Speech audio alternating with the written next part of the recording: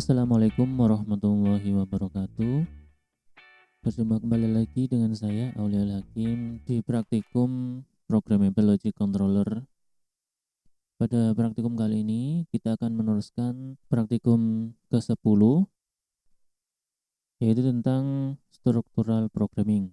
Jika pada praktikum sebelumnya kita sudah membahas terkait data block dan cara pemanfaatannya, di pertemuan kali ini kita akan membahas terkait function dan function block.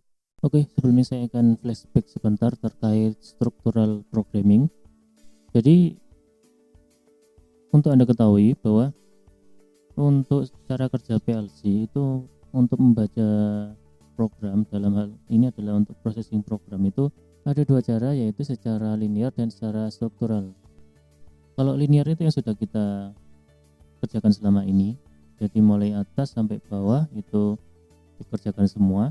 Sedangkan kalau struktural itu dibagi menjadi beberapa bagian atau menjadi beberapa subprogram.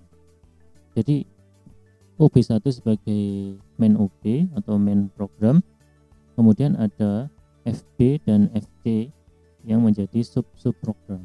Oke, dengan membagi menjadi subprogram maka menjadi keuntungan tersendiri, yaitu Anda akan lebih mudah untuk membuat program ladder, karena secara struktural program-program itu kan sudah dibagi menjadi beberapa subprogram, sehingga Anda akan lebih mudah untuk memprogram, ya, baik di program utamanya di OB1 maupun di FB ataupun FC. Karena sudah dipisah menjadi part-part tersendiri, maka Anda tidak akan kesusahan jika Anda membaca programnya ulang, atau Anda akan mencari kesalahan pada saat program itu terjadi error.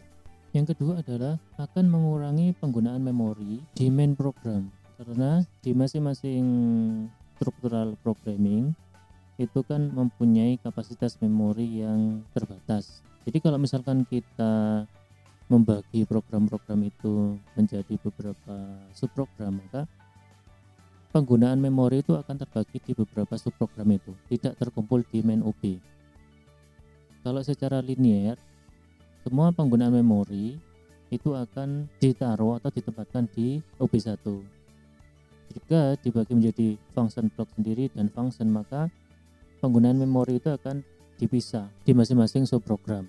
Selain penggunaan memori yang bisa kita kurangi, kita juga bisa mengurangi waktu processing program. Oke, saya analogikan seperti ini. Jika pemrograman itu secara linear, maka Anda bayangkan Anda mempunyai suatu rumah, kemudian ada ruang tamu, ada kamar tidur, ada kamar mandi dan dapur, semua menjadi satu tanpa ada sekat. Suatu saat Anda disuruh untuk membersihkan rumah itu, maka agar rumah itu kelihatan bersih, maka Anda akan membersihkan semuanya, karena kamar tidur ataupun kamar mandi dan dapur itu menjadi satu ruangan, sehingga Anda harus membersihkan semuanya. Kemudian jika pemrograman itu dilakukan secara struktural, maka Anda bayangkan Anda punya rumah yang tadi, kemudian di dalamnya ada ruang tamu, ada kamar tidur, ada kamar mandi, ada dapur, dan semuanya terdapat sekat, dan semuanya dalam bentuk ruangan-ruangan. Suatu saat Anda disuruh untuk membersihkan rumah itu, maka Anda akan mulai membersihkan dari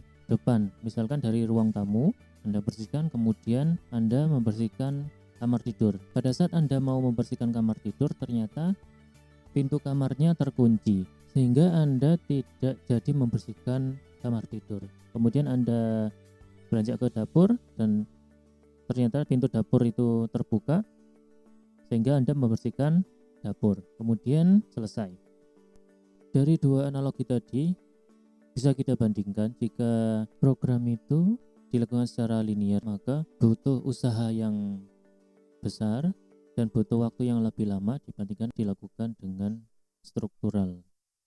Keuntungan yang ketiga adalah dengan satu subprogram itu bisa kita gunakan di beberapa tujuan atau di beberapa variabel yang berbeda. Misalkan kita punya subprogram pengendalian motor, di dalam subprogram itu variabel-variabelnya nanti bisa kita rubah. Dalam artian ladder utamanya di dalam subprogram itu masih tetap, tapi nanti parameter-parameter sama variabel-variabelnya nanti tergantung apa yang akan kita inginkan. Nanti pada saat pembahasan terkait function ataupun function block nanti akan saya jelaskan lebih detail lagi. Oke, yang pertama yang harus kita lakukan adalah kita buka kembali project praktikum ke-10 yang sudah kita buat sebelumnya.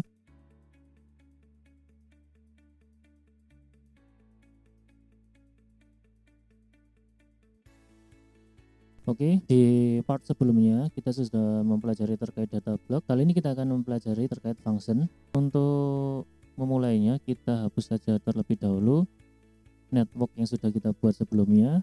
Pada saat kita membahas terkait data block, kita hapus saja. Sekarang kita akan membuat suatu function. Dan target yang akan kita buat adalah rangkaian start stop motor AC asinkronus yang ada di praktikum keempat. Pada praktikum tersebut, kita membuat ladder diagram untuk start stop ini di main UB1. Untuk kali ini kita akan buat ladder ini di subprogram function. Pertama-tama kita buat terlebih dahulu functionnya. Function, kemudian klik, misalkan kendali motor. Nanti bisa motor asinkronus atau bisa nanti motor ventilator dan sebagainya. Kita beri nama saja kendali motor. Kemudian kita oke. Di bagian project tree ini akan ada satu lagi subprogram. Di sini ditandai dengan warna hijau. Ini adalah function. Di function ini kita bisa membuat ladder diagram seperti halnya yang ada di main UB1. Pertama-tama kita buat terlebih dahulu ladder diagramnya. Kita masukkan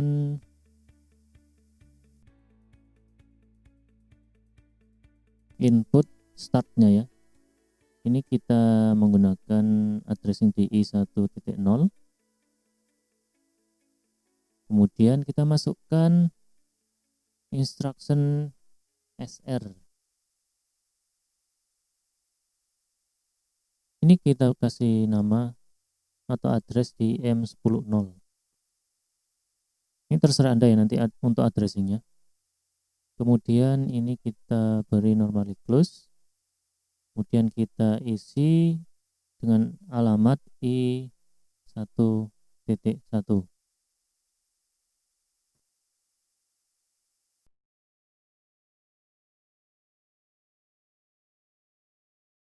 Kita bisa membuat tag langsung di sini ya. Dengan klik di sini kemudian Ctrl Shift T. Kemudian Anda klik di sini. Misalkan start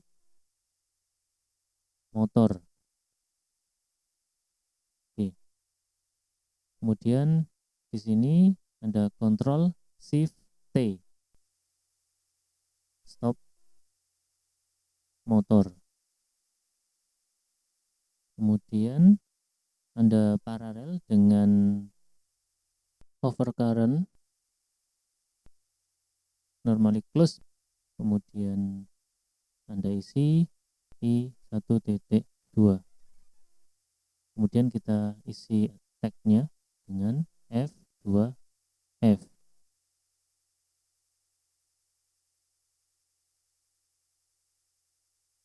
Ini disesuaikan dengan ini saja. F2F. Start stop nanti ya, ini start di sini, ini stopnya, ada outputnya kontaktor K1M. Ini kita isi di sini. Kita cari ada enggak di tagnya K1M. Ini sudah ada.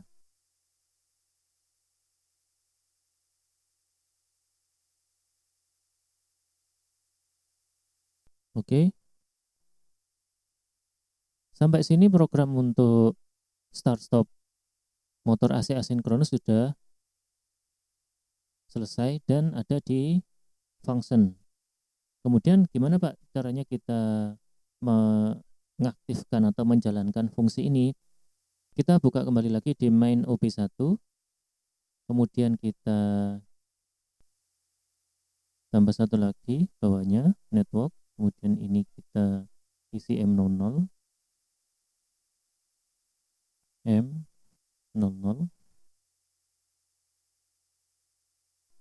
Kemudian tombol satu lagi normally open untuk men-trigger function bisa kita gunakan tombol I1.7.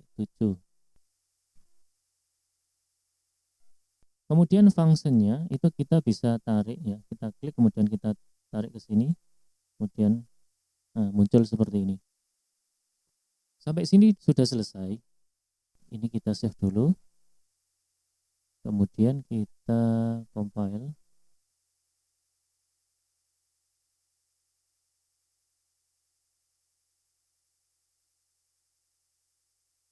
Tidak terdapat error. Kemudian kita coba simulasikan terlebih dahulu. Start simulation. Kita close yang tidak kita butuhkan.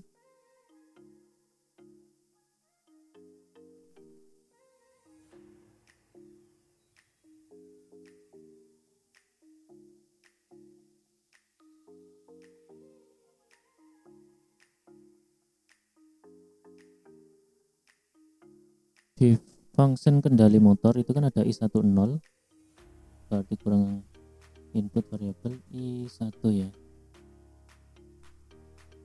I10, I11, I12. Kemudian di main OB ada I00, I01, I17. Kemudian outputnya ada di, kita cek di sini, outputnya ada di function ya. Jadi I07 di sini.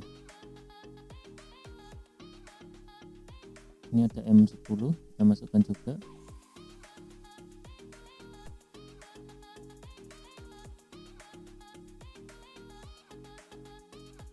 Kemudian kita run, kita online kan.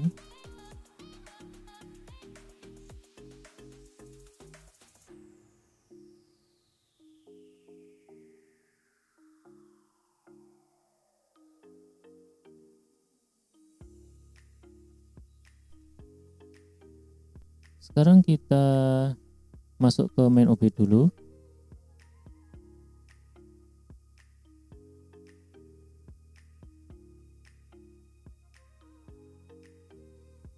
Kemudian kita klik start terlebih dahulu. Start ya. Start ada di I00. Kemudian memori 0-nya aktif. Kemudian kita akan mengaktifkan functionnya dengan cara mengenablekan I17. Selama I17 ini tidak aktif, maka apapun yang ada di dalam fungsi kendali motor ini tidak akan berjalan. Semisal ini ya, kita masuk ke kendali motor. Ini kan ada I10, I11, I12. I10 misalkan, I10 kita klik, tidak akan ada yang aktif di sini. Jadi tetap saja tidak aktif. Meskipun ini kita aktifkan ya, kita nyalakan maksudnya. I10, I10, I11, I12. Outputnya kan di 07. Oke. Sekarang bagaimana kalau kita aktifkan? Tadi kan untuk men-trigger function itu ada di I17, otomatis dia akan menyala di sini. Jadi fungsi main OB1 untuk triggernya I17 akan mengaktifkan fungsi ini, fungsi kendali motor. Kemudian kita kembali lagi ke fungsi kendali motor. Karena stop motornya normally close dan overcurrent normally close, maka kita nyalakan dulu I11 dengan I12.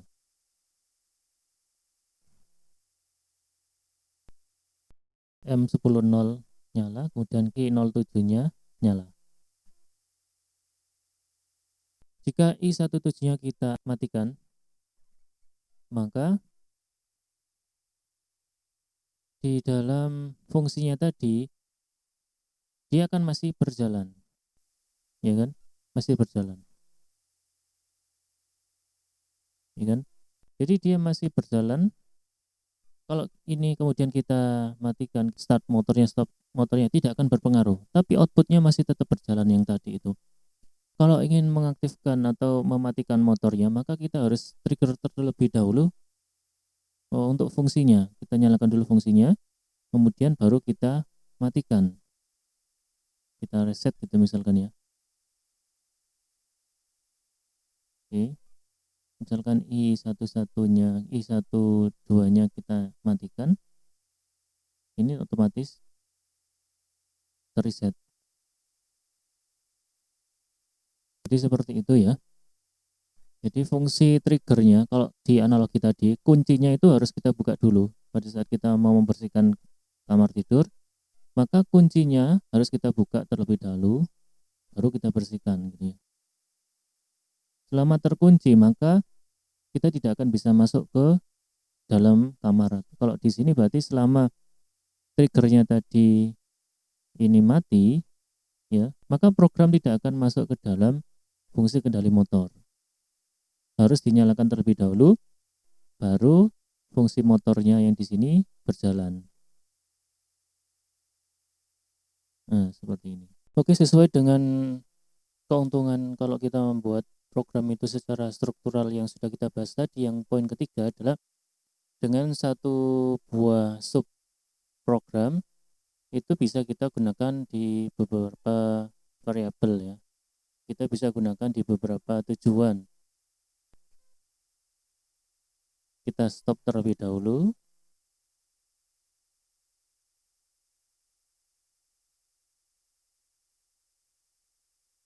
Sekarang input output yang ada di dalam function ini kita hapus supaya apa? Supaya nanti masing-masing input atau output itu menjadi suatu variabel atau parameter. Semisal ini ya kita hapus dulu.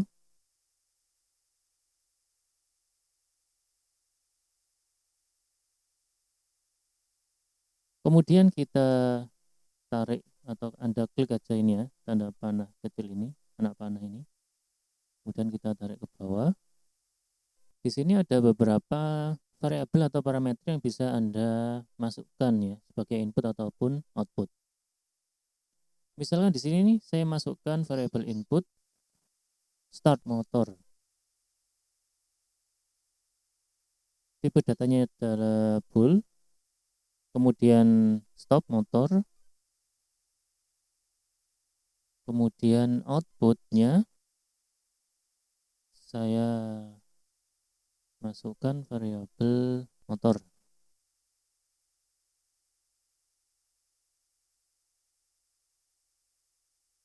Jadi ada di sini input, ada output, di sini ada in out.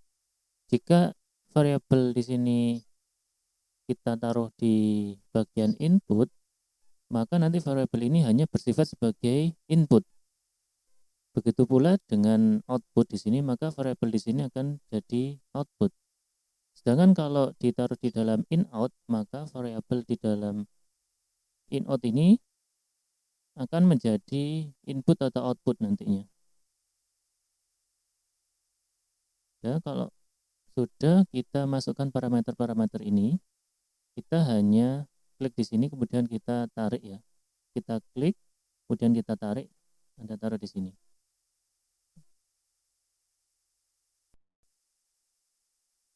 Kemudian untuk stop, kurang satu lagi di sini ya. Kita tambahi F2, F.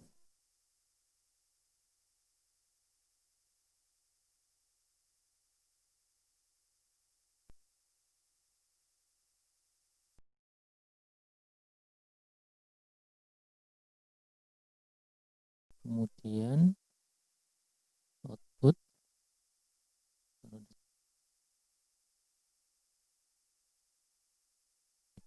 Setelah selesai kita masuk ke main OB kembali. Kita hapus fungsi yang sudah kita drag tadi. Kemudian kita tarik kembali. Nah, fungsinya akan terdapat parameter-parameter yang bisa kita masukkan di sini. Jadi dengan satu subprogram, maka nanti kita bisa gunakan untuk beberapa variabel atau untuk beberapa tujuan. Misalkan di sini untuk kendali motor ya. Nanti kita masukkan lagi. Misalkan di sini untuk kendali motor AC asinkronus. Kemudian kalau nanti di bawah misalkan di sini kita gunakan untuk kendali motor ventilator dan sebagainya. Di sini kita gunakan I yang sudah kita buat tadi, misalkan I1.0, kemudian pakai F2F, kemudian ini kita pakai stop motor. Nah, kemudian outputnya di K1M. Semisal kita ingin membuat satu lagi ya untuk kendali motor yang berbeda. Misalkan ini untuk kendali motor AC asinkronus yang sama, cuma tujuannya berbeda. Misalkan ini untuk ventilator misalkan. Ini kita copy paste saja. Ini kita ganti I1.6. Kemudian ini bisa kita gunakan addressing yang lain. Jadi kalau ini I10, I12, I11, ini kita bisa gunakan I1.3, kemudian kita gunakan I1.4, kemudian ini kita gunakan I1.5. Outputnya kita gunakan di Q0.6 misalkan. Jadi dengan satu subprogram ini bisa kita gunakan banyak sekali. Asalkan dibuat seperti ini ya, dibuat seperti ini, ada variabelnya kita buat dari blok interface ini. Jadi ini salah satu keuntungan kalau Anda menggunakan function. Jadi kita bisa gunakan di beberapa ladder ya, di beberapa network yang di bawahnya. Misalnya kendali motor 1, kendali motor 2, kendali motor 3, kendali motor 5 dan sebagainya. Outputnya nah seperti ini. Kemudian kita jangan lupa untuk save dulu, kemudian compile.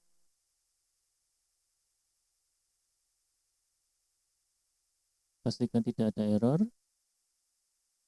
Kemudian Anda download.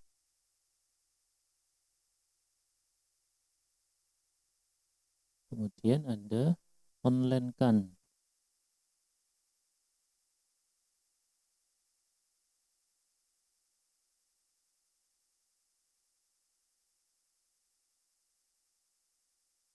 Nah, sekarang kita memantaunya hanya di main OB saja.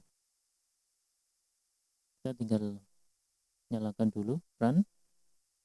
Pertama-tama kita nyalakan I00. Kemudian kita akan mengaktifkan function yang pertama. I17 kita nyalakan. Kemudian ada I10 sebagai start stop, ada I12 sama I11 sebagai stop dan overcurrent.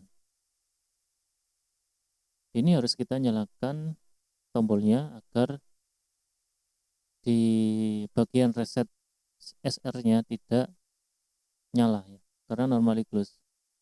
Jadi I12 kita nyalakan, I11 kita nyalakan, baru kita nyalakan motornya dengan menekan tombol I10. Nah, maka dia akan nyala. Kemudian kita juga bisa memanfaatkan fungsi itu untuk kendali motor yang lain. Di sini saya akan menyalakan I16 terlebih dahulu. Oke. Kemudian saya akan mengaktifkan atau menekan tombol I14 dan I15 terlebih dahulu. I14, I15 terlebih dahulu agar apa? Agar SR yang ada di function tadi tidak terreset. Oke, kemudian kita tekan start stop motor. Kemudian I13 nyala. Kemudian kalau kita matikan, tinggal klik ini dulu. Nah, ini akan mati, ini akan mati kan ya. Sedangkan yang di I17 atau sedangkan yang di Q07-nya masih nyala. Oke, sekarang kita nyalakan. Nah, ini nyala. Begitu pula sebaliknya di sini I10, I12, I11, misalkan ini kita matikan karena terreset, maka Q07 mati. Oke, kita nyalakan. Jadi seperti itu penggunaan dari function. Oke, sekarang kita akan membahas function block. Ini kita matikan dulu, kita stop dulu. Kemudian kita klik offline.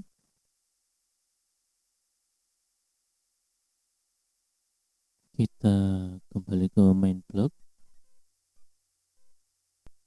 Kita minimize terlebih dahulu. Kita klik add new block. Kita pilih function block. Oke. Ini kita beri nama FB.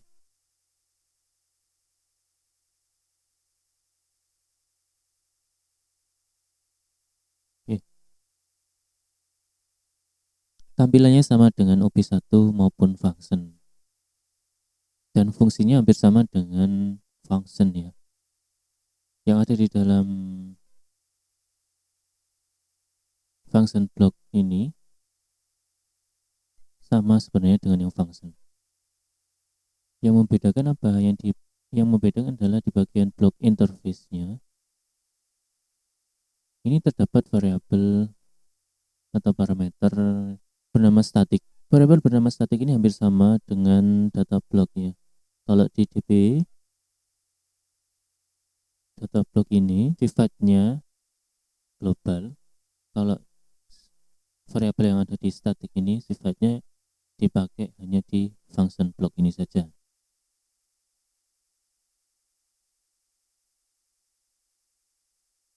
Semisal kita contohkan terkait pengaturan waktu ya yang di data block yang di part sebelumnya.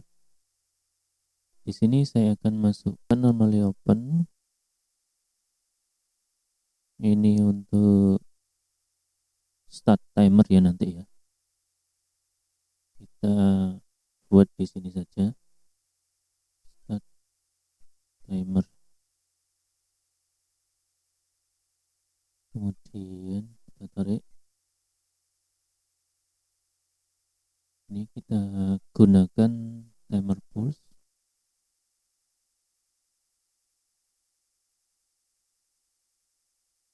Preset time-nya ini kita buat di sini.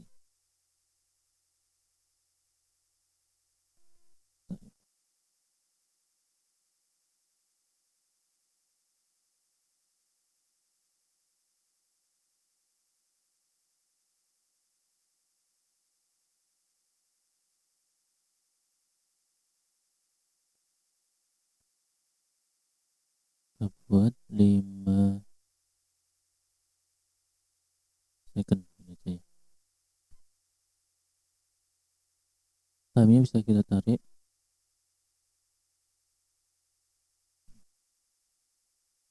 Outputnya kita buat di sini.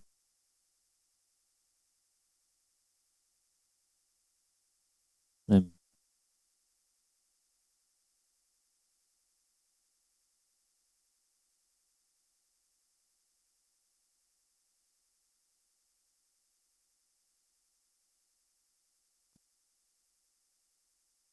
Lem stemnya kita isi aja MD 50.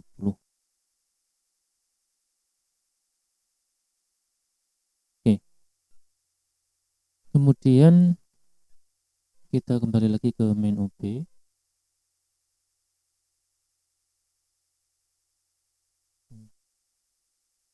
Kita gunakan M60 ini ya.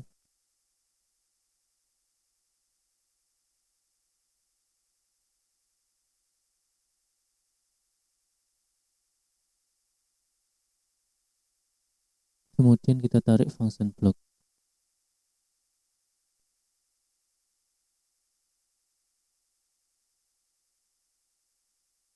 Secara otomatis dia akan membuat data block di project tree. Start timernya kita gunakan I0.5. Lampunya kita gunakan I0.5.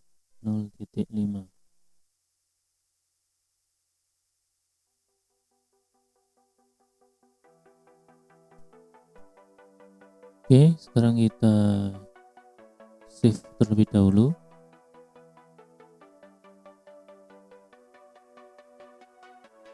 Kemudian compile. Cek ada salah atau tidak. Tidak ada yang salah. Kemudian kita download.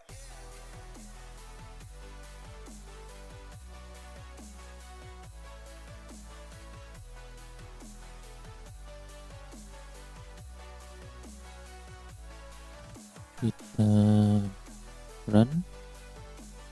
Jangan lupa untuk memantau secara online.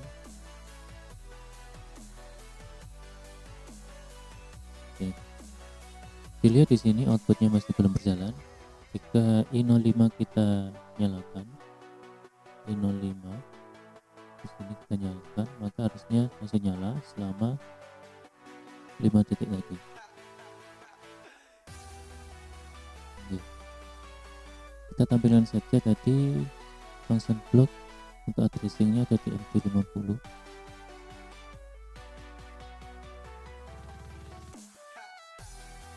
MD50.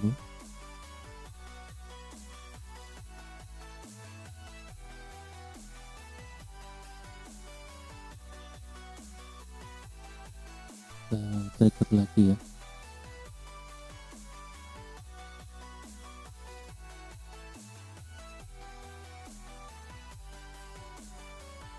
Kita cek ini.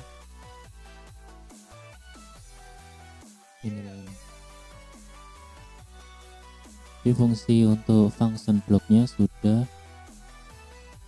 dapat digunakan.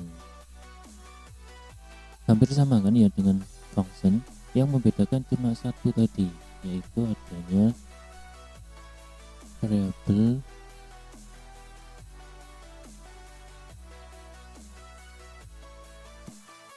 yang bersifat statis atau yang bersifat statik. Nah, ini kan hampir sama dengan data block. Nah, nanti ini kita bisa gunakan di beberapa network ya. Nilai atau variabel ini nanti bisa kita gunakan di beberapa network yang lain, tapi masih dalam satu function block. Oke, sekian praktikum kali ini. Anda praktekkan yang sudah saya contohkan ini. Untuk latihannya Anda gunakan praktikum yang keempat. Di praktikum keempat ini kan ada 1, 2, 3 ini ya. Ini Anda buat function dan function block. Jadi 3 rangkaian ini Anda buat function dan function block untuk praktikum struktural programming. Oke, sekian dari saya, semoga bermanfaat. Wassalamualaikum warahmatullahi wabarakatuh.